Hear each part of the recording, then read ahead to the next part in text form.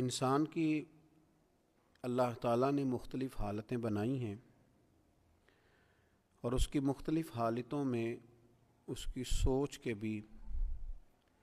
مختلف زاویے ہوتے ہیں۔ بعض چیزیں ایسی ہوتی ہیں جو انسان خوشی کے ماحول میں سوچتا ہے، اس وقت اس کی سوچ کچھ اور ہوتی ہے۔ بعض چیزیں ایسی ہوتی ہیں جو غم میں انسان سوچتا ہے تو سوچ کا زاویہ اور ہوتا ہے۔ کچھ چیزیں ایسی ہیں جو انسان نہایت غصے کے وقت سوچتا ہے، جب کسی کی طرف سے تکلیف آتی ہے تو اس وقت اس کی سوچ کا رستہ کچھ اور ہوتا ہے۔ اللہ تبارک و تعالیٰ نے انسان کی کیفیات ایسی بنائی ہیں۔ نبی اکرم صلی اللہ تعالیٰ علیہ وسلم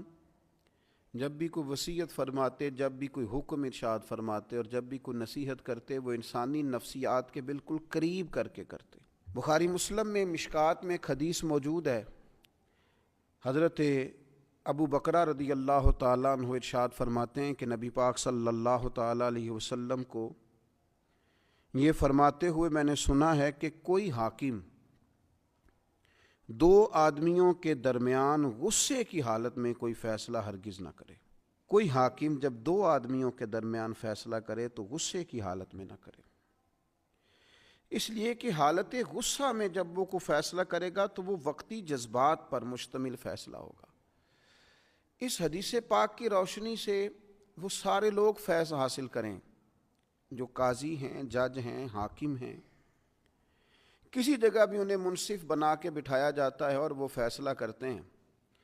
وہ گھر کے افراد کے درمیان کریں یا کسی ادارے تنظیم کے افراد کے درمیان کوئی فیصلہ کریں تو غصے کی حالت میں کبھی فیصلہ نہ کریں، بلکہ ہمارے شارحین حدیث نے تو یہاں تک فرمایا کہ جب کوئی واعظ، کوئی خطیب، کوئی عالم تقریر کرے تو بھی کوشش کرے کہ وہ غصے کی حالت میں تقریر نہ کرے، وہ پہلے اپنی طبیعت کو نارمل کرے،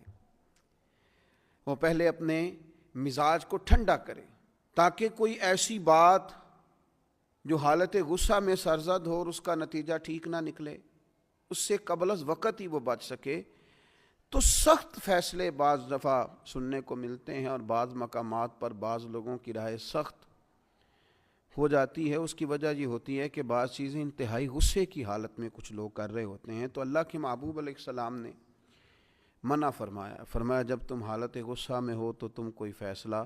نہ کرو۔ اللہ تبارک و تعالی محبوب کے اس نہایت حکیمانہ فرمان سے ہمیں فیض حاصل کرنے کی توفیق عطا فرمائے۔